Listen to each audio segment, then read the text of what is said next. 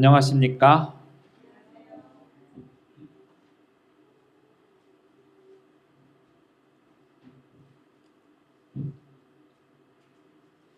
먼저 말씀 예레미야 5장 1절에 있는 말씀을 먼저 읽겠습니다.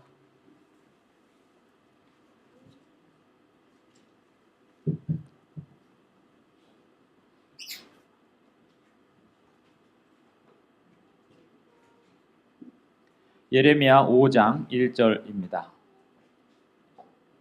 너희는 예루살렘 거리로 빨리 다니며 그 넓은 거리에서 찾아보고 알라.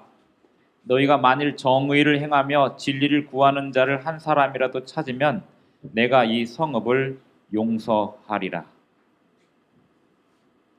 성경 이야기는 결국 용서에 대한 이야기입니다.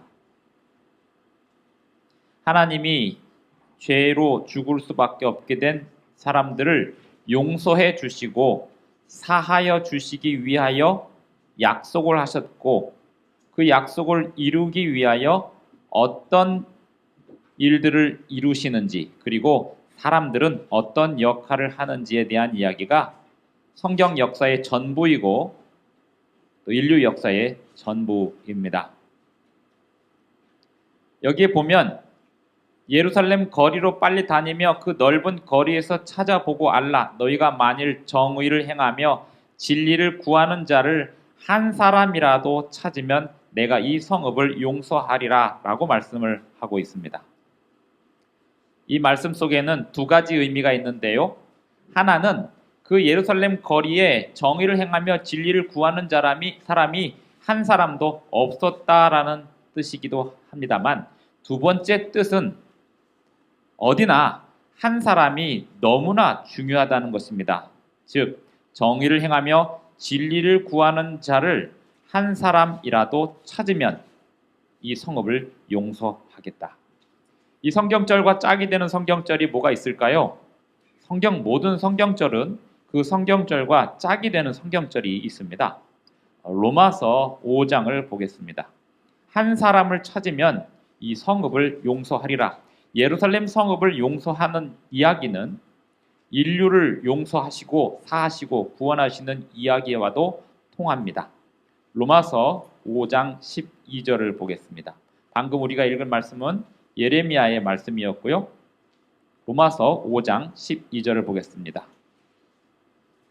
그러므로 한 사람으로 말미암아 죄가 세상에 들어오고 죄로 말미암아 사망이 들어왔나니 이와 같이 모든 사람이 죄를 지었으므로 사망이 모든 사람에게 이르렀느니라. 이 세상이 죄로 가득 차게 된 것 또한 그 한 사람 때문이었습니다. 아담 한 사람이 범죄하였기 때문에 모든 아담의 후손들은 전부 죄인으로 살아가게 되어 있습니다. 이 죄라고 하는 것은 하나님과 관계가 끊어져 있는 상태입니다. 그 끊어져 있는 상태로 살아가기 때문에 죄를 짓게 되는 것입니다. 그러면서 14절 또 보시면 그러나 아담으로부터 모세까지 아담의 범죄와 같은 죄를 짓지 아니한 자들까지도 사망의 왕노릇하였나니 아담은 오실자의 모형이라 라고 했는데요. 아담 한 사람이 범죄함으로 온 인류가 죄에 살게 된 것처럼 또 한 사람, 아담이 표상하는, 아담이 모형하는 한 사람이 인류를 구원하러 오실 것이다. 그 이야기를 하고 있습니다. 17절 한 사람의 범죄로 말미암아 사망이 그 한 사람을 통하여 왕노릇하였은즉 더욱 은혜와 의의 선물을 넘치게 받는 자들은 한 분 예수 그리스도를 통하여 생명 안에서 왕노릇하리로다. 아담이 범죄하였기 때문에 우리 모두가 죄인으로 살아간다고 이야기를 하면 억울하다는 생각이 들 수 있습니다. 내가 죄를 지은 것도 아닌데 아담이 죄를 지었다고 해서 내가 이렇게 죄악된 세상 속에 살아야 하나라는 질문을 할 수 있습니다. 근데 그와 마찬가지로 우리가 다시 의인 될 수 있는 길이 열린 것은, 그리고 선택만 하면 의인이 될 수 있고 하늘나라에 갈 수 있고 영생을 얻을 수 있는 것은 우리가 착하게 살아서가 아니라 한 분 예수 그리스도를 통하여 의의 지배를 받고 의인이 될 수 있게 되었다는 사실 또한 우리가 기억해야 합니다. 19절에 보면 한 사람이 순종하지 아니함으로 많은 사람이 죄인 된 것처럼 한 사람이 순종하심으로 많은 사람이 의인이 되리라. 아담이 범죄한 것 때문에 모든 사람이 죄악된 세상 속에 살아가게 되었듯이 예수님 덕분에 모든 사람이 살게 되었고 영생을 얻게 되었습니다. 그런데 아담에게 선택권을 주셨던 것처럼 모든 사람에게도 똑같이 선택권을 주시는데 그 선택권이란 예수님을 선택할 것이냐 선택하지 않을 것이냐를 선택하는 것입니다. 아담 때문에 우리 모두가 죄인이 되었다고 이야기를 해서 억울하다는 사람이 있어서 이런 이야기를 해주었습니다. 당신의 아담의 위치에 서게 된다면 어떻게 할까요? 단 한 번도 범죄하지 말아야 되는데 한 번의 범죄로 모든 인류가 죄인이 될 텐데 지금까지 살아오면서 또 앞으로 살면서 내가 지금부터 아담 역할을 한번 해보겠다고 생각을 하고 한 번이라도 죄를 짓지 않을 수 있을까라고 생각을 해본다면 우리 모두가 누구나 아담의 자리에 서도 똑같은 입장이기에 아담을 탓할 수만은 없는 것이 현실입니다. 반면에 다행인 것은 예수님을 선택한다고 해서 우리가 의인이 될 수 있다는 의미가 얼마나 복음이고 다행인지 모릅니다. 성경 외에 다른 어떤 종교도 착하게 살아라 또는 계율을 지켜라, 율법을 지켜라 라고 이야기를 하지만 성경은 뭐라고 얘기를 하냐면 우리가 예수님을 선택하고 예수님을 받아들이면 계명을 지키게 될 것이다 라고 이야기를 합니다. 너희가 나를 사랑하면 나의 계명을 지키리라 라고 말씀하고 있는 것입니다. 다시 로마서 5장, 예레미야 5장 1절로 가서 생각을 해보자면 그 예루살렘 성읍에 한 사람이 있냐 없냐에 따라서 예루살렘을 사할 수 있는 조건이 주어지냐 안 주어지냐의 문제가 되었습니다. 그와 비슷한 또 다른 사례가 있었으니 아담과 롯의 이야기 속에 있었습니다. 아담이 아니고 아브라함이죠. 창세기 18장을 한번 보겠습니다.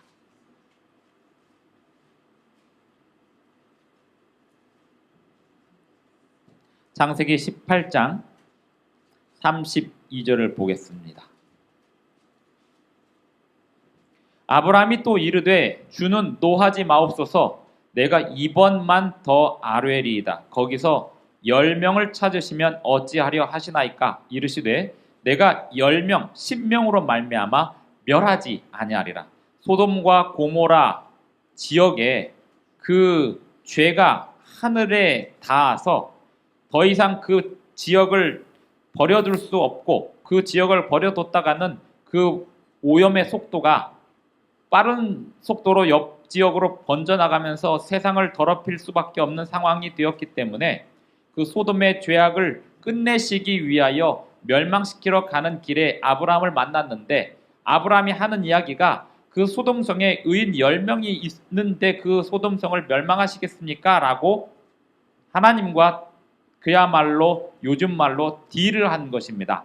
처음에는 50명으로 얘기했다가 45명, 40명, 30명, 20명까지 왔다가 최후의 노선으로 10명을 제안을 했는데 예수님이 아브라함에게 10명만 그곳에 있어도 소돔을 멸망하지 않겠다라고 말씀을 하고 있습니다. 19장 1절에 보면 저녁 때에 그 두 천사가 소돔에 이르니 마침 롯이 소돔 성문에 앉아 있다가 그들을 보고 일어나 영접하고 땅에 엎드려 절하며 이르되 내 주여 돌이켜 종의 집으로 들어와 발을 씻고 주무시고 일찍 일어나 갈 길을 가소서. 이 롯이 소돔 성문에 앉아 있었습니다. 소돔 성문에 앉아 있었다는 것은 그 지역에서 어떤 행정적인 관리 역할을 하고 있었다는 뜻이기도 합니다.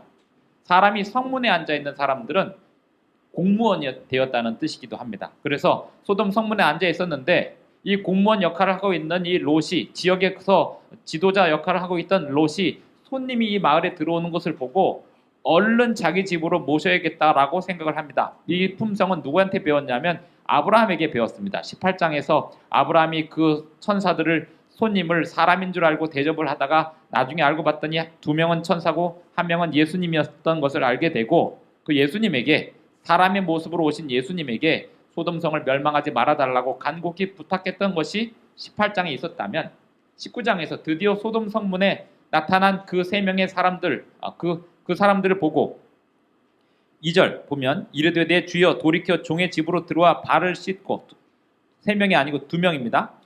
1절 저녁 때에 그 두 천사가 소돔에 이르니 마침 롯이 소돔 성문에 앉아 있다가 그들을 보고 일어나 영접하고 땅에 엎드려 절하며 이르되 내 주여 돌이켜 종의 집으로 들어와 발을 씻고 주무시고 일찍이 일어나 갈 길을 가소서 하면서 하는데, 이 롯은 두 가지 목적으로 이 사람들을 대접을 합니다. 첫 번째 목적은 그때 당시에 풍습으로 손님을 대접하는 것은 하나님의 복을 받는 방법이기도 하고 복을 나누어야 하는 사명이기도 했기 때문에 손님, 히브리서에 보면 부지 중에 손님을 대접하다가 천사를 대접한 사람이 있다라고 말한 것처럼 우리가 누군가에게 베풀면 그것이 곧 예수님과 또는 천사에게 베푸는 것이라고 생각을 하고 있었던 사람들의 풍습, 그리고 아브라함과 롯이 그러한 풍습을 잘 지키고 있었던 그 풍습 때문이었고, 두 번째는 이 사람들이 우리 집으로 모셔지지 않는다면 이 마을에서 봉변을 당할 거라고 생각했기 때문에 그 걱정으로 이 롯이 그 두 사람을 모시게 됩니다. 그런데 2절에 보면 이르되 내 주여 돌이켜 종의 집으로 들어와 발을 씻고 주무시고 일찍 일어나 갈 길을 가소서. 그들이 이르되 아니라 우리가 거리에서 밤을 새우리라 하면서 사양을 합니다. 이 사양을 하고 롯이 잡아당기고 사양을 하고 롯이 잡아당기고 하는 이 과정 속에서 문제가 발생을 했는데요. 이렇게 사실 롯이 조용히 모시고 가려고 했는데 간곡하게 사양을 하니까 롯이 계속 강권하는 과정이 되었습니다. 그러다 보니까 이렇게 손님이 나타났다는 사실을 소돔에 있는 불량배들이 알게 되었습니다. 3절에 보면 롯이 간청하며 그제서에 돌이켜 그 집으로 들어오는지라 롯이 그들을 위하여 식탁을 베풀고 무교병을 구우니 그들이 먹으니라. 그들이 눕기 전에 그 성사람 곧 소돔 백성들이 노소를 막론하고 원근에서 다 모여 그 집을 애워싸고 롯을 부르고 그에게 이르되 오늘 밤에 내게 온 사람들이 어디 있느냐 이끌어내라. 우리가 그들을 상관하리라. 여기서 상관은 남자 둘이 왔어요. 남자 둘이 왔고 동네 불량배 남자들이 문 밖에 나타났습니다. 그 손님들 끌어내라. 우리가 그들과 성관계하리라. 다시 말하면 강간하겠다는 뜻입니다. 손님에 대하여 무차별적으로 짓밟는 그러한 풍습이 소돔 성문에 있었던 것이고, 이것을 안 이 롯은 그곳에서 위태위태한 삶을 이어가면서도 그 지역에서 공무원 노릇을 하고 있었던 것입니다. 그러한 소돔 성은 멸망할 수밖에 없었고, 이 소돔에 롯과 그 아내와 그 딸들이 4명 정도가 있었는데 몇 명인지 정확히 알 수 없으나 최소한 4명이 있었는데, 아브라함의 계산 속에는 그 4명의 딸들이 만약에 시집을 갔다면 사위들까지 포함해서 딱 10명, 롯의 식구 10명만큼은 의인이라고 생각을 하고 그 롯의 식구들을 위해서만이라도 소돔을 멸망하는 일을 보류해 주시기를 간곡히 부탁했던 것인데요. 이런 일이 벌어지고 있는 것입니다. 결국 그 남자 8절에 보면 롯이 뭐라고까지 이야기를 하냐면, 남자를 가까이 하지 아니한 두 딸이 있으니 그 두 딸 내줄 테니 이 손님들은 뺏지 말아달라고 부탁을 합니다. 그때 당시 지금으로부터 4,000년 전, 거의 기원전 1800년경을 전후하는 그 시절의 여성들의 삶이 어떠했는지를 말해주고 있습니다. 시집가지 한 두 딸을 너희들이 얼마든지 성관계해도 좋으니 이 손님들한테는 손을 대지 말라고 이야기를 합니다. 물건보다도 못한 인생을 살았던 것이죠. 9절에 보면 그들이 이르되 너는 물러나라. 또 이르되 이자가 들어와서 거류하면서 우리의 법관이 되려 하는도다. 이미 법관 노릇을 하고 있었거든요. 그런데 보자 하니까 우리의 어떤 도덕적인 기준까지도 네가 되려고 하느냐라고 하면서 롯을 해치려고 시도를 합니다. 그냥 손님이 왔다는 이유로 그 손님을 마구 짓밟으려 하고 있고, 그 손님을 대접한다는 이유로 그 손님을 대접하려는 롯까지도 해치려고 하고 있는 이 사람들 앞에 천사들이 나서게 됩니다. 10절 그 사람들이 손을 내밀어 롯을 집으로 끌어들이고 문을 닫고 문 밖에 무리를 대소를 막론하고 그 눈을 어둡게 하니 그들이 문을 찾느라고 헤매더라. 천사들이 기적을 베풀어서 그 사람들의 눈을 막아버렸습니다. 그리고 그 천사들이 롯에게 말하기를 이 외에 내게 속한 자가 또 있느냐? 내 사위나 자녀나. 사위가 염두에 있었던 거죠. 아브라함이 가면 롯과 딸들과 사위들이 있을 텐데 그들 위해서라도 이 성을 구원해 주십시오라고 이야기를 하는 거죠.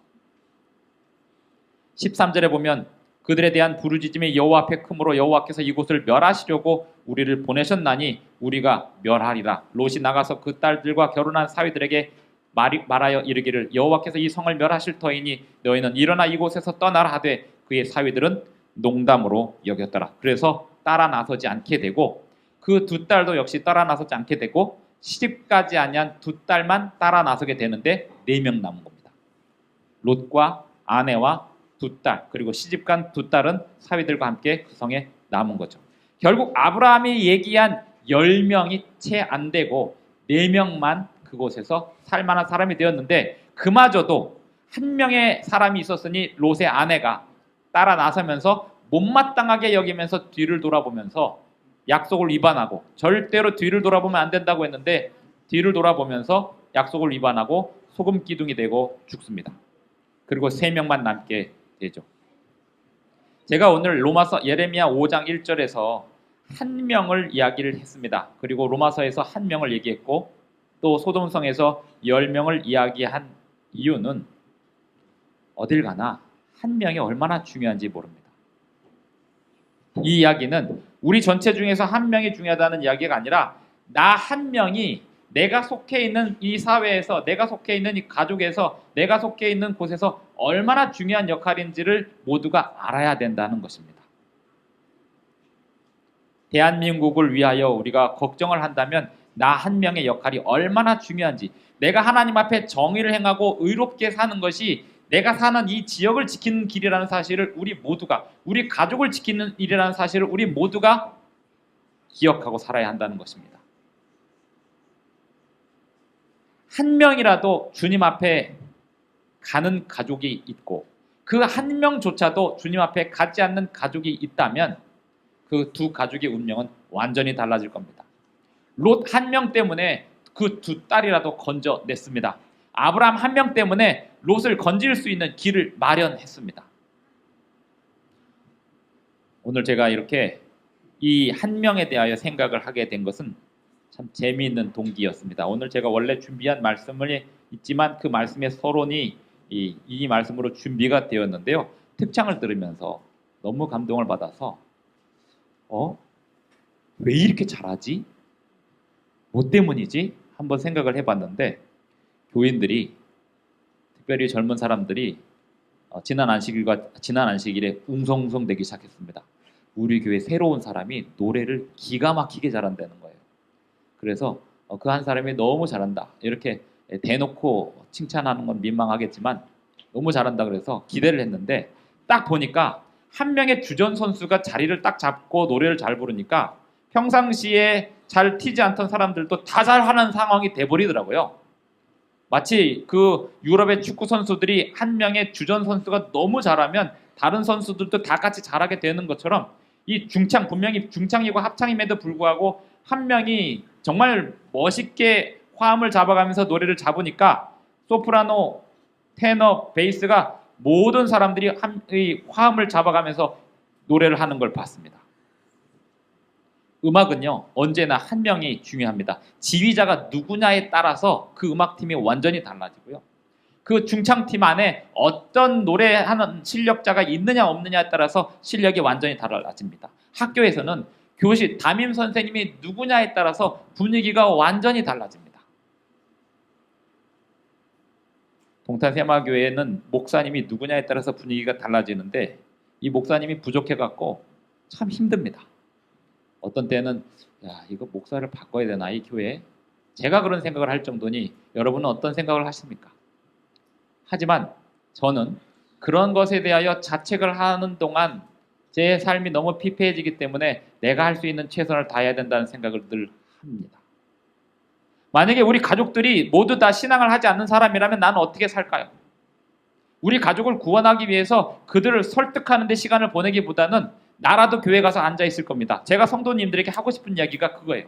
우리 가족들이 모두가 다 다 교회를 안 나가겠다고 버티거든 그들을 설득해서 어떻게 해서든지 나오려고 하려고 노력하지 말고 우선 나라도 가서 사십시오. 그래야 끌려오는 거지. 그곳에서 그들을 끌어보려고 노력을 한들 안 되는 거예요. 마치 위에 산에 있는 사람이 아래에 있는 사람을 끌어올리려면 어떻게 될까요? 위에서 잡아당겨야지 밑에 가서 밀면 올라가질 않습니다. 어쨌든 위에 올라가서 손을 내밀고 끌어올려야 되는 거예요. 내가 밑으로 가서 함정이나 이런 데 있으면 어떤 데 빠져 있으면 위에서 어떻게 해서든지 우리 온 가족이 밑에 있으면 위에서 어떻게 해서든지 줄을 만들고 해서 밑으로 내려서 잡아당겨야지. 잠깐만 기다려. 내가 같이 내려갈게 하고 같이 내려가서 우리 올라가 보자. 안 되는 겁니다.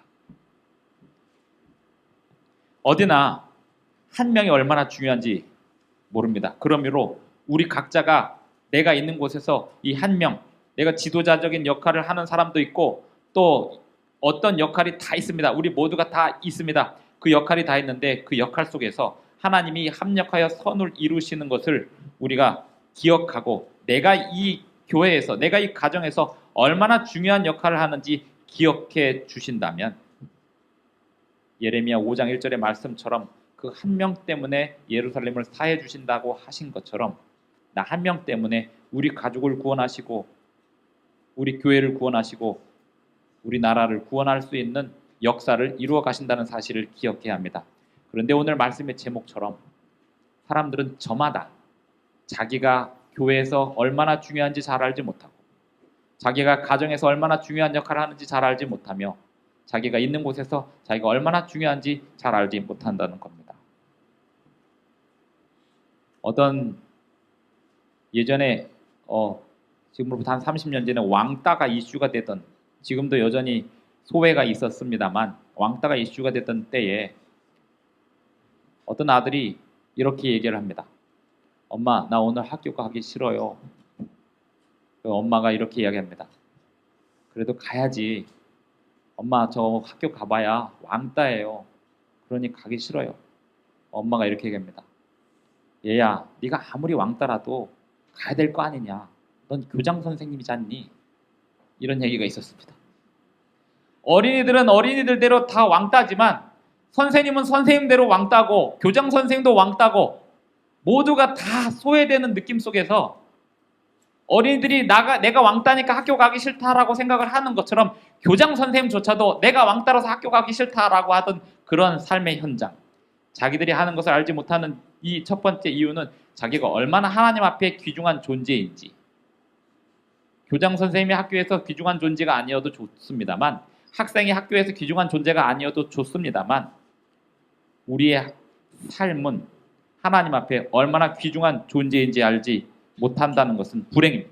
누가복음 23장 34절에 보면 예수께서 이르시되 아버지 저들을 사하여 주옵소서 자기들이 하는 것을 알지 못함이니이다.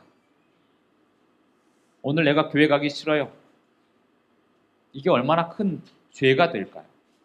내가 교회를 안 감으로 인하여 그저 아무도 나를 알아주지 않을 거라고 생각을 합니다만 내가 교회를 안 감으로 인하여 내가 교회 감으로 인해 끼칠 수많은 사람들에게 미칠 영향력, 그 모든 영향력이 사라진다는 게 얼마나 중요한지 몰라요. 많은 엄마들이, 많은 아빠들이, 많은 선생님들이 오늘 일어나기 싫다.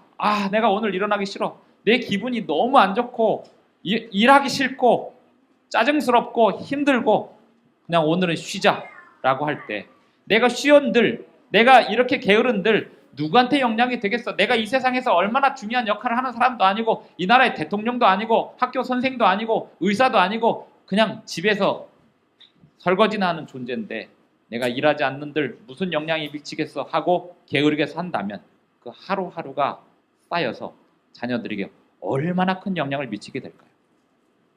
자녀들 중에 너무나 불행한 자녀들은 차라리 부모가 없는 자녀들이 나을 수도 있는 게 어머니나 아버지가 어떤 중독에 빠져서 어떤 상황 속에서 하루하루를 게으르게 살아가는 그 모습을 그걸 지켜보고 있는 자녀들은 어떨까요? 영향력이라는 거, 내가 혼자 살아가는 것 같지만 그 혼자 사는 가운데서도 그 가운데서도 움직이고 행동하는 그 모습 하나하나가 내 주변 사람들에게 얼마나 큰 영향력을 끼치는지 안다면 모른다는 거예요. 성경 말씀은 모른다는 거예요. 예수께서 이르시되 아버지 저들을 사하여 주옵소서 자기들이 하는 것을 알지 못함이니이다. 십자가 밑에 있는 사람들 하나하나가 무슨 역할들을 다 하고 있었습니다. 그런데 예수님이 저 사람들 전부 다 자기들이 뭐 하는지 모른다. 그러니 용서해달라. 이 말씀은 우리에게 어떤 교훈을 줄까요?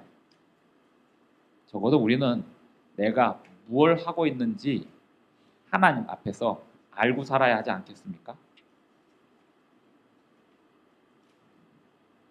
침례는 어떤 사람에게 주는 걸까요? 2년 동안 성경 공부를 한 사람에게 주는 걸까요? 아니면 결심한 사람에게 주는 걸까요? 아니면 헌금 잘 내고 또 성경 말씀에 온전히 순종하는지 봐서 주는 걸까요? 침례와 결혼은 똑같은 건데요. 침례와 결혼의 자격은 자기가 하는 일을 아느냐 모르느냐가 전부입니다. 자기가 하는 일을 알면 그 아는 사람이 예수님을 선택할 때 예수님이 주시는 그 계명을 다 지키게 되어 있습니다. 결혼도 똑같은데요. 어떤 사람은 그 남자가 누군지도 모르고 결혼을 합니다. 우리 이 할머니 세대에 이 중매쟁이가 이렇게 연결을 하면 남편 얼굴도 모르고 결혼하던 시절이 있었지 않습니까? 그런데 그 남편 얼굴도 모르고 결혼한 그 사람, 우리가 역사 속에서 우리나라 역사 속에서 평강공주와 바보온달 이야기가 있는데요. 평강공주는 설거지 한 번 안 하던 여자였잖아요. 공주니까. 그런데 이 공주가 바보온달 그 이야기 속에 역사는 좀 다를 수 있지만 그 이야기 속에 평강공주는 너 그렇게 울면 바보온달에게 시집 보낸다 이렇게 얘기를 해서 그 이야기 속에서 평강공주는 자기가 울 때마다 바보온달에게 시집 보낸다는 그 저주를 들었기 때문에 어른이 된 다음에 진짜로 자기는 바보온달에게 시집 가겠다고 찾아가죠. 말도 잘해야 됩니다. 그죠? 그런데 그렇게 찾아가서 바보온달에게 찾아가서 호르몬이 모시고 살아가는 그 바보온달네 집에 가서 평강공주가 한 일이 뭘까요? 설거지하고 빨래하고 청소하고 그러면서 남편을 장군으로 만들었다고 해요. 어려서부터 집안일을 많이 하고 설거지를 많이 하고 그렇게 한 사람은 결혼할 준비가 되었을까요? 집안일을 많이 하고 설거지를 많이 해서 결혼할 준비가 돼서 결혼을 했더니 결혼한 그날부터 손에 물 한 번 안 묻히는 사람이 있는가 하면 평생 공주처럼 물 한 번 안 묻히고 살았던 사람이 결혼과 동시에 내가 이 집안에 들어와서 엄마로서 아내로서 내 역할을 다하겠다고 하면서 죽을 때까지 그 가정을 위해서 헌신하고 살아가는 사람들이 있습니다.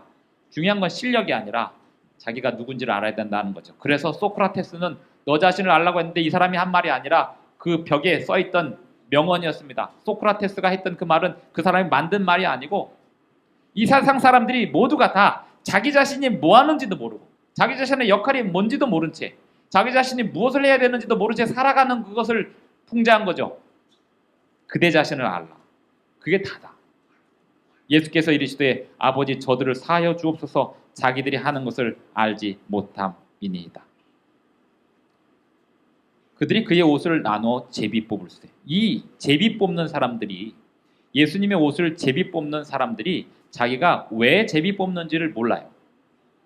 제비 뽑는 이유는 있었죠. 뭐였냐면 예수님의 옷이 좋았습니다. 우리는 예수님이 옷을 굉장히 안 좋은 옷 입고 다니는 줄 아시는 분이 있는데요. 예수님의 옷이 좋았습니다. 요한복음 한번 보겠습니다. 제가 오늘 예수님 옷이 좋았다는 걸 핵심을 잡은 게 아닙니다. 요한복음 19장 23절.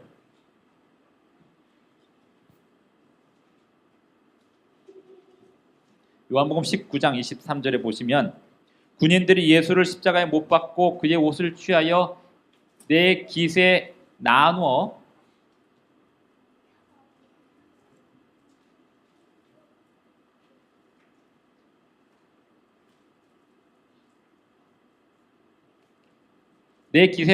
각각 한 깃씩 얻고 속옷도 취하니 이 속옷은 호지 아니하고 위에서부터 통으로 짠 것이라. 그 남이 입던 속옷을 제가 입던 속옷 드리면 누가 입으시겠어요? 예수님이 입던 속옷을 군인들이 탐을 내고 있습니다. 이 옷이 예수님이 입던 속옷이 뭐였냐면 호지 아니하고 위에서부터 통으로 짠 것이었는데 예수님의 그 속옷을 군인들 하면 로마 군인들 하면 그렇게 못 사는 사람들은 아니거든요. 적어도 로마의 지배 안에 살아가는 사람들이 꿈이 뭐냐면 군인 되는 거예요. 이 로마 군인들이 받았던 월급이 소금이었는데 그 소금은 귀한 거였기 때문에 그것을 팔아갖고 생계를 사는데 로마 군인이 되기 위하여 어떤 노력을 했냐면 이런 거 있어요. 로마 군인이 되려면 시력 검사도 해야 되는데요. 그 중에 하나가 이거였답니다. 북두칠성이 몇 개죠, 별이? 북두칠성이 7개거든요. 근데 그 주걱에 보면 두 번째 별이요. 시력이 1.5 이상 되는 사람들은 두 개를 볼 수가 있습니다. 알면 보여요. 저는 시력이 0.5밖에 안 되는데 그게 알기 때문에 보여요. 별이 자세히 보면 하나가 아니고 2개입니다. 시력 검사를 할 때 저기 별이 몇 개니 했을 때 7개입니다 라고 얘기하면 탈락. 8개입니다. 어디 있어? 그러면 저기 첫 번째에서 두 번째 별이 2개가 보입니다. 그러면 시력 합격이에요. 로마 군인 되려면 시력도 좋아야 되고 그 다음에 운동도 잘해야 되고 실력도 있어야 되고 말도 예쁘게 잘할 수 있어야 되는데 그렇게 해서 된 사람들이 로마 군병들입니다. 근데 그 로마 군병들이 뭐에 탐을 내냐면 예수님이 입으신 그 속옷을 탐을 내는 겁니다.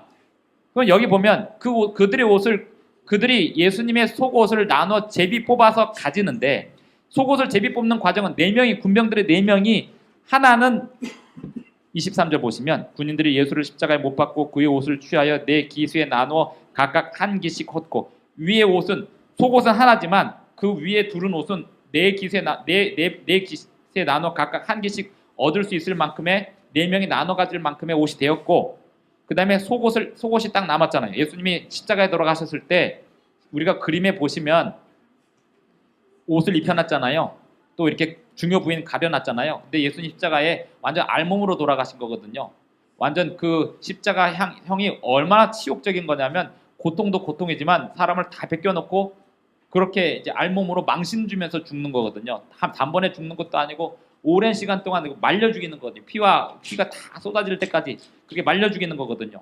그런데 그렇게 말려 죽이기 위하여 예수님의 옷을 다 뺐는데 그 4기승 군인들이 다 나눠갖고 속옷, 예수님이 입으셨던 그 속옷을 갖고자 어떻게 하냐면 제비를 뽑는 거예요. 이거를 잘라갖고 나눠 가질까, 칼로 잘라갖고 나눠 가질까 하다가 아니다, 이건 한 사람이 갖자 해서 하는데 제비를 뽑습니다. 그러면 이 군인들이 이 옷을 나눠 제비 뽑는 이유는 하나죠. 탐욕. 또 자기가 그 선의 그 가치를 알기 때문에 그걸 사다가 팔든지 자기가 쓰든지 하기 위해서죠. 그 속옷이 가치가 있으니까요. 단지 그들이 그것을 가치가 있기 때문에 갖기 위해서 노력하고 있었는데 그들이 모르는 게 있었습니다. 자기들이 하는 그 일이 어떤 역할인지 자기가 지금 얼마나 놀라운 일들을 벌이고 있는지 자기들은 몰랐습니다. 왜 몰랐을까요? 성경 예언을 모르니까요.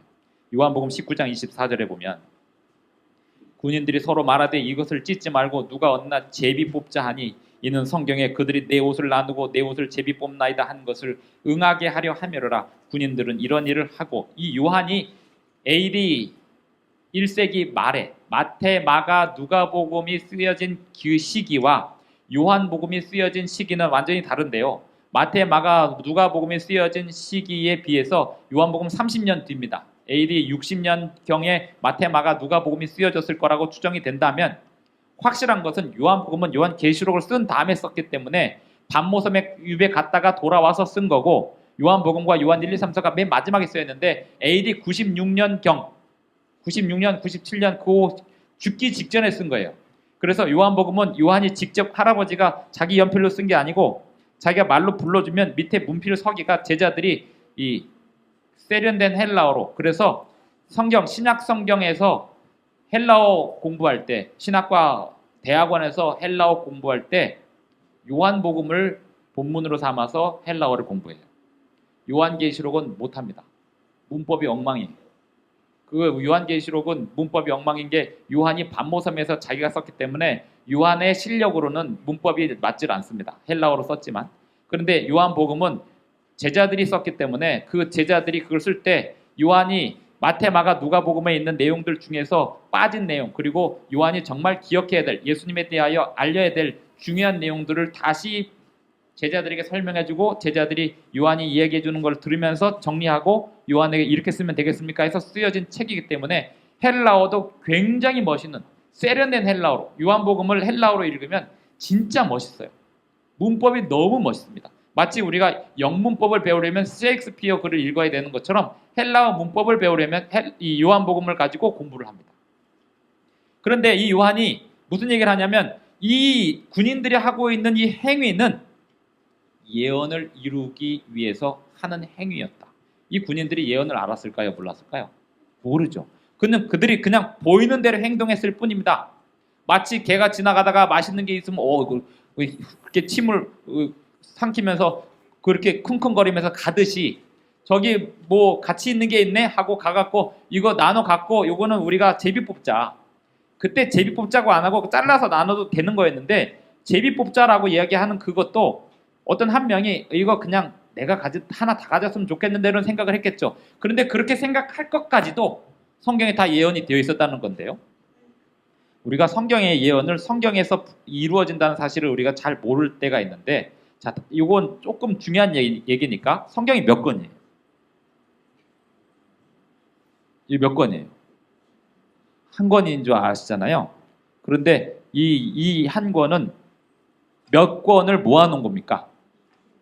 66권의 책을 모아놓은 전집입니다. 전집. 그러니까 우리가 이제 어린아이들 집에 가보면 전집들이 다 있잖아요. 그런 것처럼 전집이에요. 그거를 이렇게 얇은 종이로 하나의 전집을, 그래서 성경 전서라고 하는데, 그러면 구약 성경은 몇 권입니까? 구약 성경은 39권이고요. 신약 성경은 몇 권입니까? 27권입니다. 외우기 쉽게 39, 27 맞춘 건 아니지만 우연히 그렇게 맞았어요. 그래서 이렇게 들고 여기 책이 몇 권 들어있습니까? 라고 물어보면 몇 권이라고 답을 해야 돼요? 66권이 들어있습니다. 라고 답을 해야 돼요. 그리고 이 책은 어떤 언어로 쓰여졌습니까? 라고 얘기하면 구약 성경은 어떤 언어로 쓰였을까요? 히브리어. 신약 성경은 헬라어로 쓰였습니다.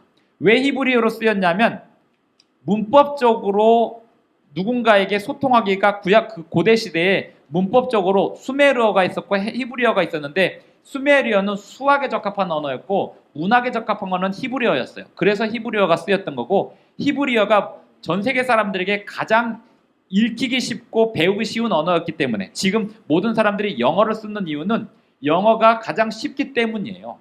한국말 얼마나 어려운지 아십니까?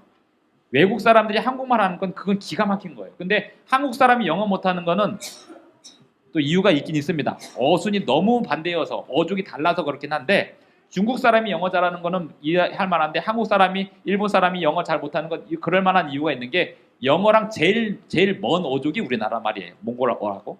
근데 어쨌든 그럼에도 불구하고 전 세계 사람들이 가장 쉽게 배울 수 있는 언어가 영어이기 때문에 지금 사람들이 다 영어로 국제 문서를 씁니다. 그런데 신약 성경은 헬라어로 쓰였는데 그 헬라어에 쓰여지기 전에 제가 드리는 이야기 그 곁가지 이야기는 필요하신 분들만 이해하시고 이거 하나만 기억하시면 되는데요. 시편은 누가 썼을까요? 다윗이 썼어요. 근데 다윗은 언제 시대 사람일까요? 몇 년 전? 기원전 몇 년경? 이게 오늘의 신앙 1권 공부하시면 다 나오는 내용인데요. 오늘의 신앙 1권 공부하시는 초신자들이 잘 모르시는 게 있는데 자기만 모르는 줄 아는데 교인들도 다 몰라요. 다 몰라요. 이게 모르잖아요. 히브리어 시편을 히브리어로 쓰였다는 것 정도는 아는데 시편이 주로 쓴 사람이 다윗이거든요. 이 다윗은 언제 시대의 사람일까요? 기원전 15세기, 10세기, 5세기 1번 15세기, 2번 10세기, 3번 5세기. 기원전 15세기일까요? 기원전 15세기는 기원전 1500년이에요. 기원전 10세기는 기원전 1000년. 기원전 5세기는 기원전 500년이에요. 1000년이에요. 기원전 1500년은 누구일까요? 모세. 모세와 다윗과의 차이가 400년 돼요. 우리는 모세하고 다윗을 다 같은 사람들이라고 보지만 우리나라식으로 보면 다윗은 모세는 조선, 완전 시대가 다른 사람이에요. 다윗과 모세는 400년의 차이가 나는 사람이에요. 다윗은 1400년대 사람이고 다윗은 1000년대 사람이고 모세는 1400년대 사람입니다. 시편이 기록된 건 기원전 1000년입니다. 그리고 이 기원전 1000년에 기록된 히브리어는 그 1000년 동안 계속해서 이어졌습니다. 그래서 가장 나중에 최근에 우리가 가진 사본이 뭐냐면 기원전 2세기의 사본, 구약 성경의 사본 중에 이 사본이 복사해 갖고 계속 필사하고 옛날 책은 썩어 없어지고 해서 지금까지 남아있는 사본이 가장 최근 사본이 기원전 2세기 사본인데 기원전 2세기에 구약 성경 전체의 사본이 거의 다 발견됐습니다. 시편이 기록된 거는 기원전 1000년. 그러면 예수님이 살았던 시대는 AD 1세기. 그러면 시편과 마태복음의 간극은 몇 년입니까? 1000년이에요. 사실 어떻게 보면 지금 드리는 이야기가 교리에서 가장 중요한 이야기이기도 한데 이걸 알아야 성경에서 시편과 마태복음이 연결될 때 이게 얼마나 놀라운 일인지, 그러니까 다니엘과 계시록의 예언 역사보다 기본 역사가 뭐냐면 구약 성경에 예언한 게 신약 성경에서 성취되고 있다는 게 이게 얼마나 놀라운 일인지가 신앙을 잡는 가장 기본입니다. 그래서 시편 22편을 한번 보겠습니다. 이 이야기는 앞으로도 자주 할 테니까 오늘 다 못 알아들으셔도 됩니다. 사실은 이 이야기는 그냥 다 알고 있으려니 생각을 했는데 의외로 모르시는 분들이 많네요. 시편 22편 18절입니다. 자, 내 겉옷을 나누며 속옷을 제비 뽑나이다. 누가 쓰는 거라고요? 다윗이. 다윗이 이런 경험을 했습니까? 안 했습니까? 자기 겉옷을 나누고 속옷 제비 뽑히는 그런 경험을 했습니까? 안 했습니까? 안 했어요. 다윗은 자기가 지금 얼마나 외롭고 코너에 몰리고 누군가 죽이러 다니고 그 죽이러 다니는 사람 밑에 또 부하들이 자기를 이렇게 하는 걸 보고 영감을 받아서 이 인간들이 내 모든 것을 다 뺏어갑니다. 그러면서 내 겉옷은 나눠 갖고 내 속옷은 제비 뽑아 가져갑니다. 라고 할 만큼 그 심경을 적은 거예요. 그러니까 다윗은 어떤 사실을 적은 게 아니고 심경을 적은 겁니다. 적을 때 하나님께서 영감을 주셨겠죠. 그런데 놀라운 건 이 장면을 예수님이 십자가에서 예수님의 제자들이 구현하고 있는 게 아니라 로마의 군인들이 구현하고 있는 거예요. 예수님의 옷을 4명이서 나눠 갔더니 속옷은 뭐 할까 하는데 제비 뽑는 거예요. 이 요한이 마지막에 그걸 봤거든요. 그게 무슨 말인지 몰랐습니다. 군인들이 속옷을 제비 뽑고 있을 때 참 별일이다. 저거를 그렇게 가지려고 해. 사실 요한이 가져야 되는 거 아니에요. 예수님의 속옷을. 자기가 제자인데 군병들이 그렇게 제비 뽑는 거 보고 별일이다 했는데 나중에 예수님이 부활하신 다음에 제자들을 모아놓고 이런 얘기를 다 해줬어요. 내가 죽을 때 군인들이 뭐 하대? 예수님 옷 4명이 나눠 가졌고요. 속옷은 제비 뽑아서 갔습니다. 예수님이 그 제자들에게 얘기를 부활하신 다음에 제자들 앉혀놓고 이런 얘기했어요. 그거 성경에 있잖아. 시편에 다윗이 예언했잖아. 요한이 그때요. 소름도 엄청나게 누가복음 24장에 보면 예수님이 하신 그 말씀을 듣고 엄청 뜨거워졌다고 그랬어요. 이건 뭐와 같냐면 지금 여기에 동탄 세마교회에 어떤 사람이 앉아서 예배를 드릴 거다라고 하는 것을 고려왕조실록에 적어놨다 그러면 어떨까요? 난리가 나겠죠. 고려왕조실록에 오산시 세마 그 독산성 아래에 2000년대 후반에 이명이라는 사람이 그 밭 위에서 예배를 드리고 있을 것이다. 이게 고려왕조실록에 있었다고 생각을 해보세요. 그거 보는 순간 어떤 생각이 들까요? 이거는 믿을 수밖에 없는 거죠. 그러니까 이 예수님의 제자들이 예수님께서 자기들이 하는 일을 알지 못함이니다라는 이야기를 들었을 때는 무슨 말인지 몰랐는데 예수님 부활하신 다음에 예수님이 돌아가시면서 저 사람들이 자기들이 하는 일을 알지 못합니다라는 그 이야기를 이해하면 할수록 이제는 더 이상 예수님을 안 믿을 이유가 없는 거죠. 그래서 순교장에 가서도 담대하게 죽을 수 있을 만큼 하나님은 살아계시고 하나님은 기원전 1000년경이나 2000년경이나 3000년경이나 당신의 백성들에게 예언을 하셨고 지금 우리가 살아가는 이 모습에 대해서 미리 다 아셨고 내가 어떤 선택을 하든 존중해 주시는 분이시고 그 생각을 하고 깨닫게 되니까 제자들이, 예수님의 자녀들이, 사실 저도 마찬가지입니다. 저는 과학적으로 뭔가 들어맞기 때문에 하나님을 믿는 게 아닙니다. 그리고 제 기분 때문에 하나님 믿는 게 아닙니다. 물론 하나님을 잘 믿으면 힘들고 어려우면 아무런 의욕이 없을 때 기도합니다. 하나님 정말 아무것도 하기 싫은데 다시 한번 할 수 있게 해주십시오. 사실 이게 신앙인데요. 이것 때문에 제가 하나님 믿는 건 아닙니다. 하나님 믿기 때문에 이걸 하는 거죠. 하나님은 왜 믿냐면요. 시편 22편의 그 예언이 마태복음에서, 누가복음에서, 요한복음에서 성취된 그거 하나만으로 충분한 거죠. 미가서 5장 2절에 보면 베들레헴 에브라다야, 거기서 메시아가 나올 것이다, 이렇게 예언했는데 그게 기원전 700년입니다. 누가복음 2장에 보면 예수님이 나사렛에서 출생할 뻔했는데 로마 황제가 호정령을 내리는 바람에 그 예수님의 부모 요셉과 마리아가 나사렛에 있다가 호정령 때문에 베들레헴으로 가요. 거기서 예수님이 탄생하시게 되는데 그것도 700년 전에 딱 예언한 겁니다. 예수님은 베들레헴에서 나신다. 그러니 수천 년의 역사를 미리 다 아시고 예언하시는 그 하나님이 진짜 하나님 아닙니까? 기독교인들이 하나님을 믿는 건 기분 좋으라고 믿는 게 아닙니다. 내 감정 추스리려고 믿는 게 아닙니다. 그냥 가족의 행복을 위해서 믿는 게 아닙니다. 하나님은 살아계시고 오늘 우리가 하나님께 기도하고 서원하고 하나님께서 그걸 들어주시고 이루어주시는 분이 확실하기 때문이죠. 근거는 성경에 있는 것이고요. 오늘 제가 제 개인적인 이야기를 했습니다만 우리 성도님들도 그런 경험을 꼭 매일매일 하시기 바랍니다. 기도하시면서 하나님이 하시는 일을 경험하시기 바랍니다. 그리고 하나님이 역사를 이루시는 것을 믿으시기 바랍니다. 하늘에 계신 우리 아버지, 지금도 살아계셔서 우리를 위하여 은혜를 베푸시고 긍휼을 베풀어 주셔서 감사합니다. 우리가 더 많이 경험하고 사람들에게 나눌 수 있게 하여 주시옵소서. 예수님의 이름으로 기도합니다. 아멘.